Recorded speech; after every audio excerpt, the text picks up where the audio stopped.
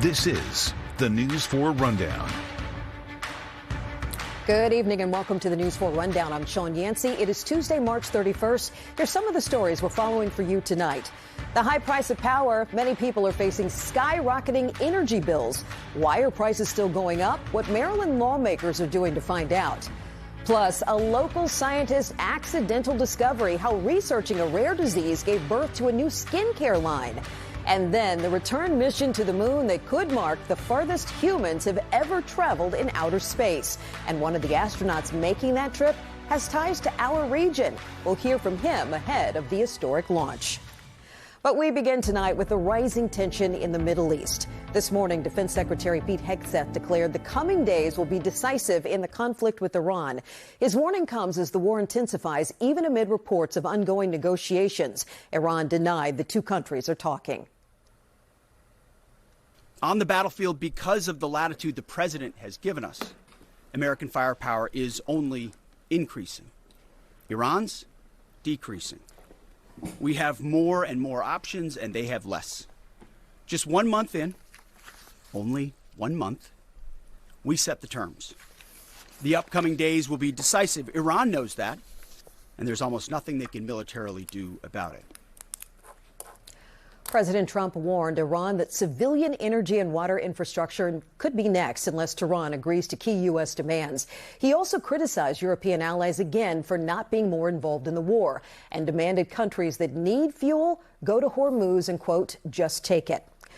Reuters chief national security correspondent Phil Stewart joins us now to discuss the latest on the war. Phil, thanks so much for joining us. We appreciate you coming in. Well, thanks for having me. We know that the president has gone back and forth between promoting peace talks to talking about threatening Iran with destruction of critical infrastructure. Iran, as we just heard, has denied the two sides are talking. Based on your reporting, where do things stand right now? Well, it's just like you said. Right now we have thousands of soldiers, thousands of sailors and Marines who have moved into the region in recent days to provide President Trump options should he decide to escalate the conflict. And at the same time, you're hearing him talk about wanting to end this war any day on an interview today with NBC. So right now, the American public is caught between these kind of two different messages, and we're really not sure when the war might end or if it will end. I think that's the confusing part for many of us, wondering when it will end, because we know the trickle down is affecting gas prices and energy prices here at home.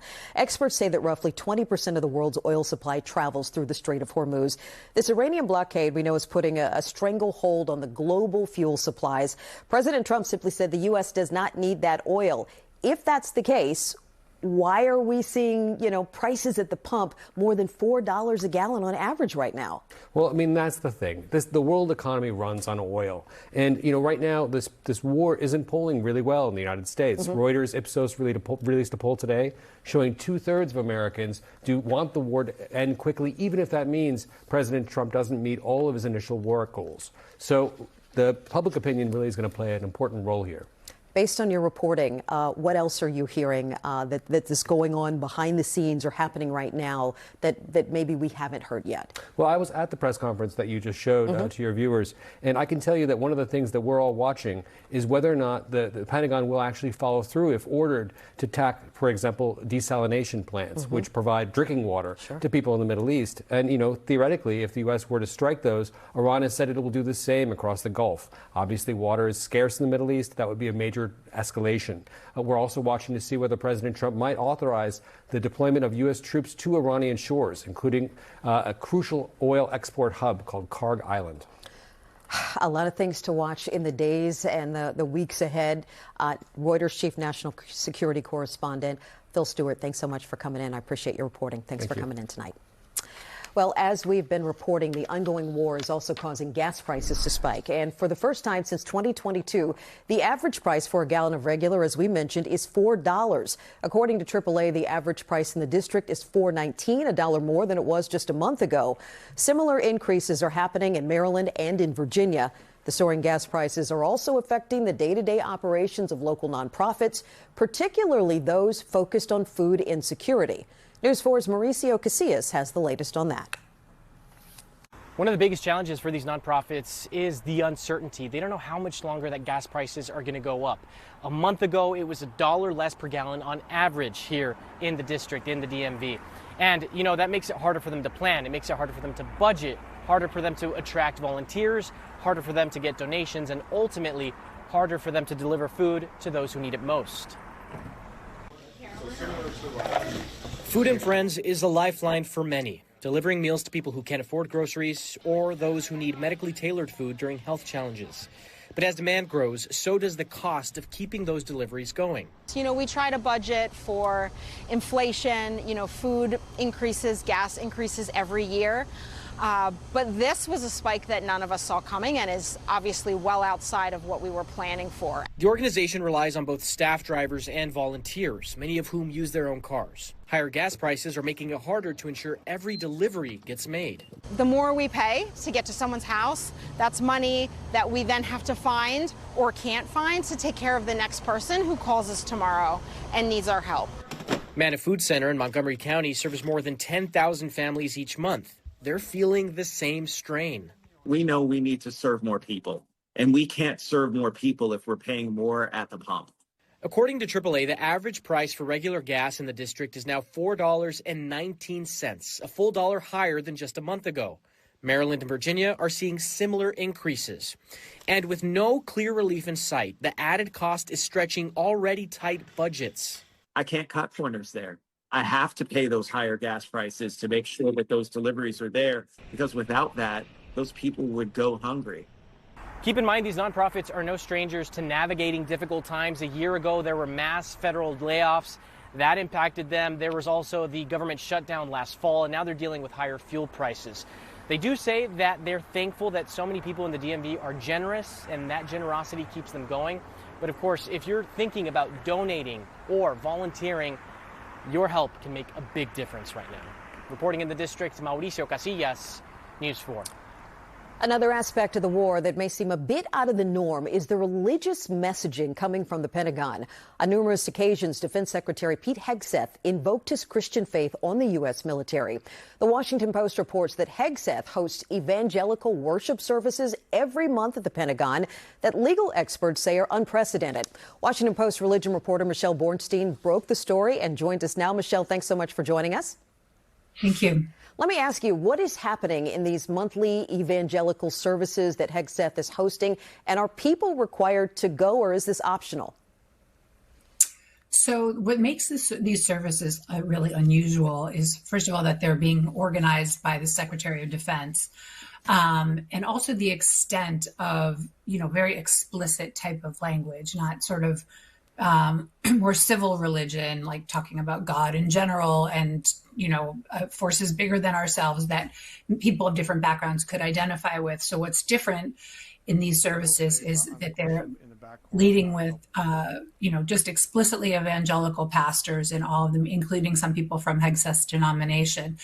The Pentagon said to us that these are optional, that nobody is required to go.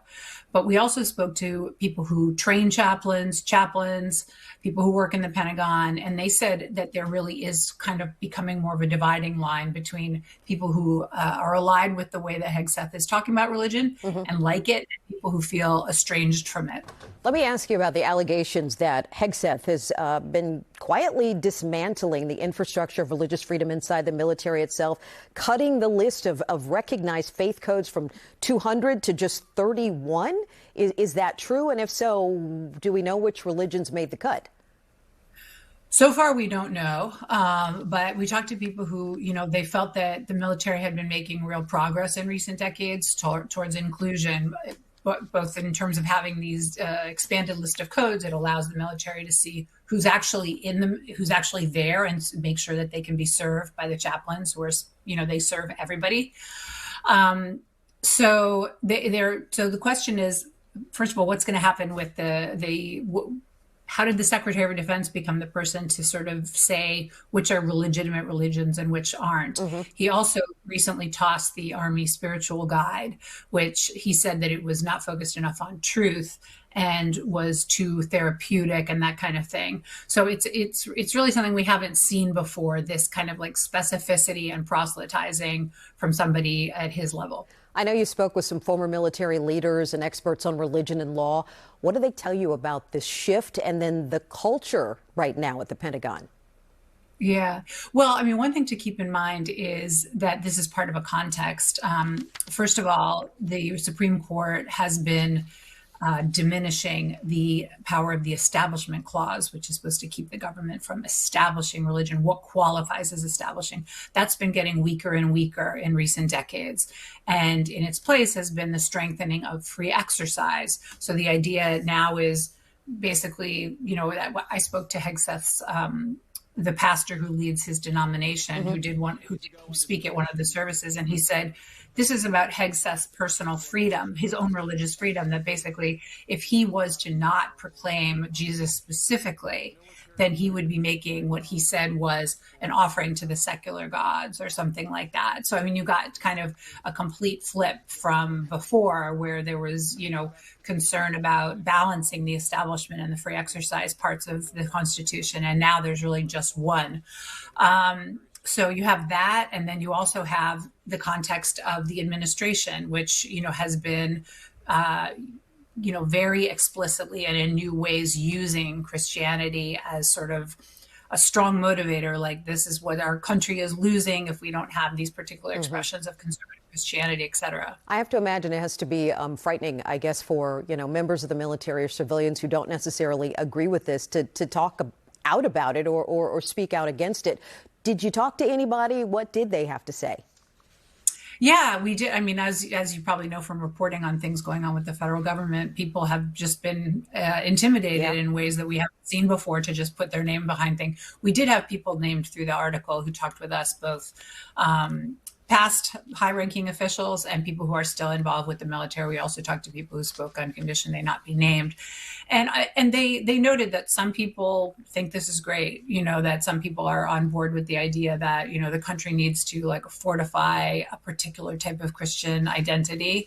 But that there were many people who just felt, you know, I talked to a woman who had been a civilian working in the Pentagon for like 30, 40 years and just said, I basically just waiting to leave because they felt so intimidated and wouldn't be able to say anything. They were afraid that they would lose their job. So, yeah, no, I think people are concerned about it. I mean, there's an organization called the Religious Freedom Foundation, and they reported a couple of weeks ago that they had more than 200 complaints of people who are currently on active duty who said that their superiors were framing the Iraq War in religious terms, which experts think is sort of, they're taking their cue from Hegseth and this institution that's very diverse and is accustomed to trying to keep, you know, force cohesion through doing this very carefully, that it's getting kind of reckless. Washington Post religion reporter Michelle Bornstein, excellent reporting. Thank you so much for taking time out to join us tonight. We appreciate it. Thank you. And there is much more to come here on News 4, including some rain heading our way this week. Storm Team 4 meteorologist Amelia Draper is tracking that for us. Waking up tomorrow morning, it is mild again with temperatures during the early morning hours in the 60s, 70s by the mid to late morning hours. A nice start, but some storms to finish. I'm timing it out after the break. Millions of Americans are frustrated with the rising cost of energy, whether it's at the pump or in our homes. Prices continue to go up.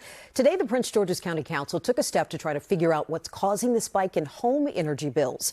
News 4's Darcy Spencer has the story. It's like $800 and something a month for 2 months. Can you make any sense of this? No. People trying to make sense of their high energy bills and not coming up with a lot of answers. How's your bill been looking lately? Unfortunately increasing. You know, kind of disappointed about it, but reliable service nonetheless. But I mean, it is unfortunate that like every month I've been looking and it seems to just be going up. State and local governments trying to get answers too. Why are they increasing and what can be done to rein in the costs? I've had to just stop using it just to kind of mitigate the high cost. So there's been times where nothing's on and the bill is still kind of high. Now, the Prince George's County Council has unanimously passed a resolution asking the Office of People's Counsel here in Maryland to investigate these high energy prices. Councilmember Ed Burrows sponsored the resolution. His office is offering $500 in energy relief help to seniors who can least afford it. I had 1,635 senior citizens who've reached out to my office for support with their Pepco bills. We've seen bills spike. Normally they would be $300, and now they're over $1,200 in some cases, and so it's a very serious issue. A Pepco official explained that much of the problem is dealing with high demand, including from data centers, and not enough supply. The company said it supports efforts to generate more energy in the state. We do not make electricity. We are really the DoorDash of the energy provider, right? We are the ones that are bringing that electricity to your home and providing it 24 hours a day. But we have not had a rate increase in over 2 years. While elected leaders and the energy industry try to figure out how to increase supply and bring down bills, their customers believe something needs to be done soon to give them relief. I think there are solutions. What are they?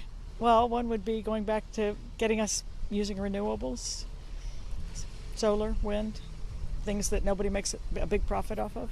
In Prince George's County, Darcy Spencer, News 4. The Office of People's Counsel told News 4 it is continuously engaged in investigating the causes of those high energy bills and advocating for policies to mitigate those bills for customers. I tell you what, today's weather was amazing. Tomorrow we've got more warm temperatures, but also some storms? Yeah, some storms later in the day. Some of the storms could be on the strong to severe side, but I'm not concerned about widespread severe weather. Good. So good news there. But yeah, I mean, it felt more like June today with the high temperature of 83. We're going to be hot again tomorrow with some late day rain and thunderstorms, but most of your Wednesday is looking dry. Then Thursday, we're cooler. There could be an isolated shower around. Thursday's temperature forecast is really difficult, so you'll want to stay tuned as we refine that. But whatever happens on Thursday does not matter on Friday. It is going to be spectacular on Friday. Make plans outdoors. If you like today, you'll love the weather on Friday. Our temperatures still coming in the 80s, 80 in Washington and Gaithersburg, 81 in Manassas, 80 degrees over in Annapolis throughout the evening hours. It stays mild. Temperatures remaining in the 70s. Even as we get closer to midnight, 1, 2 a.m., we're still in the low 70s. So that means we start off tomorrow really comfortable. We see our high temperatures in the mid 80s. With a high temperature of 84, we'll be about 4 degrees shy of tying the record. But with the storms in the forecast later in the day, the weather having a low to potentially moderate impact on your day. If the kids have activities outdoors during the afternoon or evening hours, could be impacted by some rain. If you're planning on doing a happy hour or grilling outdoors, you'll want to stay tuned to the forecast. NBC Washington app is always great. You can have the radar right there on your phone. But I want to time out the storm. So here's future weather, 2 o'clock on your Wednesday. Notice we're dry, but as we head toward 4, 5 o'clock, rain and storms start to blossom across the area. The brighter colors there indicating the potential for some heavy rain, some gusty winds. These storms look to move through the D.C. metro area around 5, 6 o'clock. But then even as we head on into the later evening and overnight hours, we could have some more showers, some downpours moving through the area. This is future weather at midnight, and notice the pockets of rain still impacting the area. By 5 a.m. on Thursday, we dry out, but we will have plenty of clouds on Thursday and temperatures noticeably cooler, a high of 68. Some locations, especially north of Washington, could struggle to make it out of the 50s with an isolated shower possible. Friday, a high temperature of 82 again. It's phenomenal on Friday. Record highs on Saturday with the high of 85, and then some rain on Easter Sunday, mainly later in the day with a high of 76. Thanks, Amelia. As Women's History Month comes to a close, we're introducing you to the woman behind a unique discovery inside a lab at the University of Maryland. What started out as research is now the foundation of a growing skincare company. News 4's Juliana Valencia takes us inside the lab and the business that grew from it. University of Maryland scientist and professor Dr. Can Sao had spent years studying progeria, a rare condition that causes rapid aging in children, when she made a discovery using this blue compound. I've been working on a rare human disease affecting about 100 kids worldwide. And all of a sudden, I have a research product that is going to benefit every single one. Not just every child, but potentially everyone. We have tried methylene blue in skin samples from healthy donors at a different age group, and we see benefits across board. That discovery caught attention beyond the lab.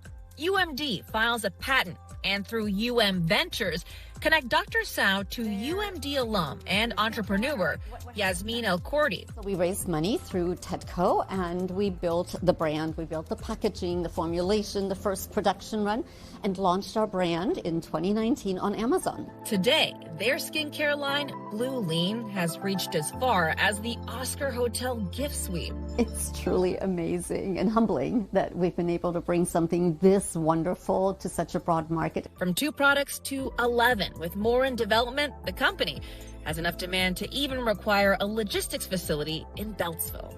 Their advice: if you have a unique idea that you're passionate about, see if the university can help you bring the product to market. They share a lot of universities have programs to help make it happen. Back to you. Juliana, thank you. How inspirational was that? All right, keep it right there. The News 4 Rundown will be right back. All right, T-minus 22 and a half hours to lift off and the next chapter in humans traveling to outer space. NASA is preparing to launch a rocket and send humans back to the moon. The Artemis mission is a years-long project to return to the lunar surface. The next phase of that mission, Artemis II, is scheduled to launch from Florida tomorrow. Now, it's a mission that's full of firsts as well. News 4's Drew Wilder has more on the history-making moment and the connections that 2 of the astronauts have to our region. We could be hours away from writing the first sentence of the next chapter in human civilization as humans are set to launch a return mission to the moon, our first lunar mission in half of a century. The 4 of us, we are ready to go. The team is ready to go, and the vehicle is ready to go. Reed Wiseman is the Artemis II commander and is a Baltimore native. He will lead a team that includes the first woman astronaut, the first Canadian, and the first black astronaut. The historic crew will travel deeper into space than any human before them. I also hope we are pushing the other direction, that one day we don't have to talk about these first, that one day this is just, and I listen to this, that this is the human history. It's about human history. It's the story of humanity, not black history, not women's history, but that it becomes human history. The launch is scheduled for 6:24 p.m. Wednesday, and right now, NASA expects an 80% chance for favorable weather.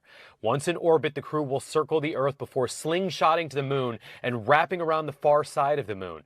The crew will not land, but the 10-day mission will travel 250,000 miles farther into space than Apollo 13. We've come a long way. We've come a long way. Inside the Smithsonian's Air and Space Museum are the pieces of the Apollo missions, showing where we've been that have helped chart where we're going. Looking at what could be the future of civilization, when you look at Artemis, does it give you that same level of wonder? It's incredible. It's sort of unbelievable. I spent all my time thinking about the 1960s and what was accomplished then, and thinking that today we're in a new era of exploration. Teasel Muir-Harmony is the Apollo exhibit curator and gave the Artemis II crew a tour. She says the crew took particular interest in these, the overshoes that were the last boots to step foot on the lunar surface. When they came here, it was really fun. They loved these overshoes in particular, and they dreamed about, they were talking about how great will it be when they get to add some Artemis boots to this exhibit. Christina Cook will be the first woman astronaut to serve on a moon mission, where the goals are to someday establish a sustained lunar presence and a moon base, and potentially answer the question, are we alone? It is our strong hope that this mission is the start of an era where every person on Earth can look at the moon and think of it as also a destination. Neil Armstrong's giant leap for mankind was never meant to be the last small step for man. The next step is now here. Drew Wilder, News 4. Tomorrow's launch has a 2-hour window. NASA scrubbed previous attempts. They also have multiple backup dates scheduled in April if necessary. As for the other D.C. area connection, Victor Glover was a legislative fellow in the U.S. Senate when he was selected as an astronaut candidate. He also studied at Georgetown University. All right, that'll do it for the News 4 Rundown on this Tuesday night. The NBA on NBC is coming up next, followed by News 4 at 11. We'll see you then. Have a great night, everybody.